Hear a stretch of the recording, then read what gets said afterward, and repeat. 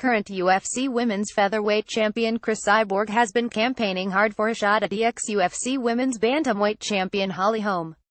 As a result of this, she might just get the fight made by UFC President Dana White. Cyborg has decided to take to social media and go off on how frequently she has been tested by the United States anti-doping agency USADA as opposed to everyone else, especially her likely next opponent holm.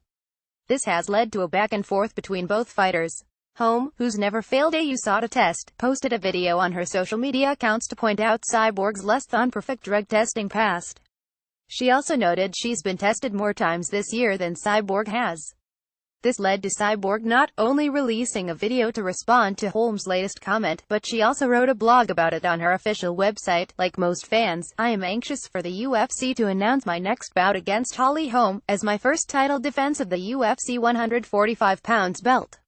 While I never pick my opponents, I am at a point in my career where I want to make the biggest fights for the fans when the most fans want to watch it. Last year, Holm's coach Mike Winkeljohn was quick to use my flagged USADA sample as a reason to delay this fight from happening, despite the fact that USADA eventually cleared me of any wrongdoings, granting me a therapeutic use exemption for the usage of spironolactone following a detailed medical review by an independent panel of doctors, allowing me to clear my name without incident or suspension.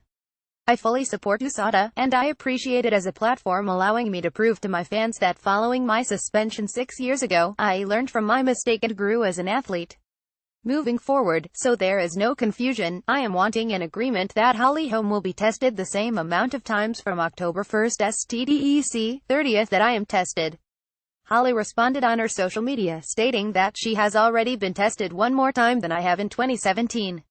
Those numbers are a bit misleading, however, considering she has already fought 3 times in 2017 compared to my one fight.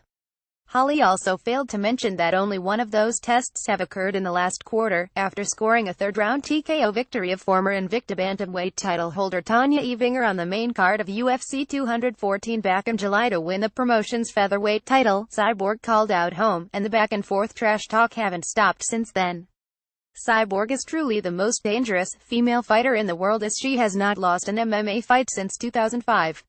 Since then, she has finished every opponent by knockout or TKO going back to 2008. I do not see USADA as a bad thing. In fact, I support complete year-round Olympic testing. I see it as a great opportunity for both of us to prove we are entering the cage as clean athletes, which is why I am purposing us to agree to both be tested with the same amount of random tests between now and the fight December 30th.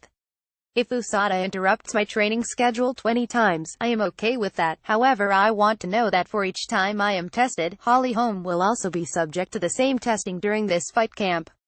If I am woken up at 5 a.m. to test, then I want her being woken up at 5 a.m. to test the same amount of times. This is not because I think she is using something, it is more because I want us to both be able to prove that we are clean when we step inside the cage, eliminating any excuses one might have following the fight.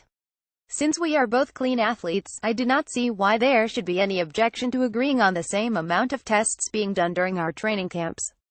Some critics have pointed to my failed test 6 years ago as a reason for me to be more heavily tested. However, I think the reputation of her home gym, and the opportunity for us to both prove we are competing clean, is a better reason to agree that we will both be tested the exact same amount of times, while we are in camp to fight each other, so that way after I beat her ass there will be no excuses from her team. Next, Khabib says Kevin Lee gave up against Tony Ferguson.